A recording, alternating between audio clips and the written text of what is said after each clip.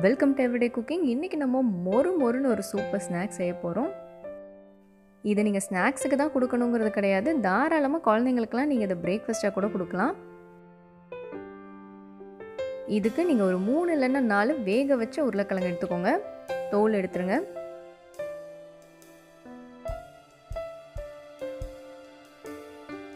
இந்த உருளைக்கிழங்கை இப்போ நம்ம மசிச்சுக்கலாம்.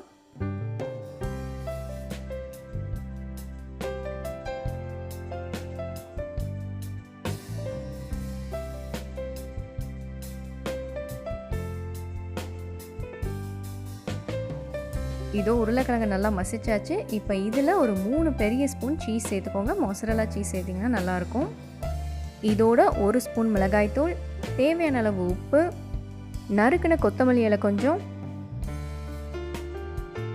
1 டீஸ்பூன் ஆரிகானோ, 3 இல்லைன்னா 4 டேபிள் ஸ்பூன் அளவுக்கு கார்ன்ஃப்ளவர். இதை நீங்கள் பிரேக்ஃபாஸ்ட்டுக்கு கொஞ்சம் சத்தானதாக கொடுக்கணும்னு நினச்சிங்கன்னா கோதுமை மாவோ இல்லை அரிசி மாவோ கார்ன்ஃப்ளவருக்கு பதிலாக சேர்த்துக்கோங்க. இது எல்லாத்தையும் நல்லா கலந்து விடுங்க.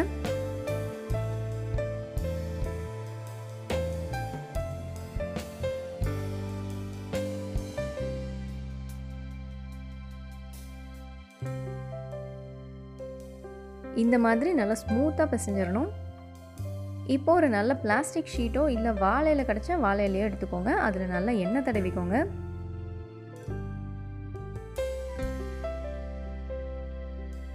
இதில் நம்ம பிசைஞ்சு வச்சுருக்கிற மாவை போட்டு சமம் பண்ண போகிறோம்.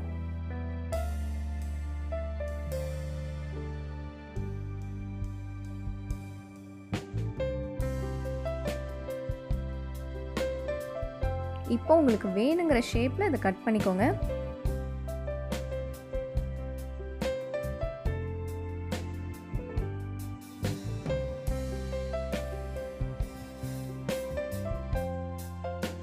இப்போ இதை நம்ம ஷாலோ ஃப்ரை பண்ண போகிறோம், டீப் ஃப்ரை இல்லை. ஸோ அளவாக கொஞ்சமாக எண்ணெய் விட்டுக்கோங்க.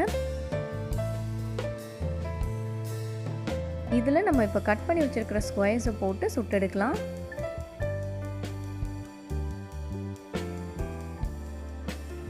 ரெண்டு பக்கமும் திருப்பி போட்டு நல்லா வேக விடுங்க. பொன்னிறமாக வரணும்.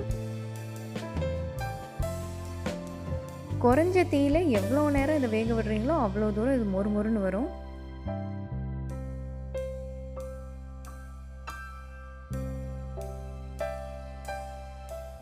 ஸோ இதோ நம்மளோட பொட்டேட்டோ ஸ்கொயர்ஸ் ரெடி ஆகிடுச்சு. வெளியே எடுத்துடலாம்.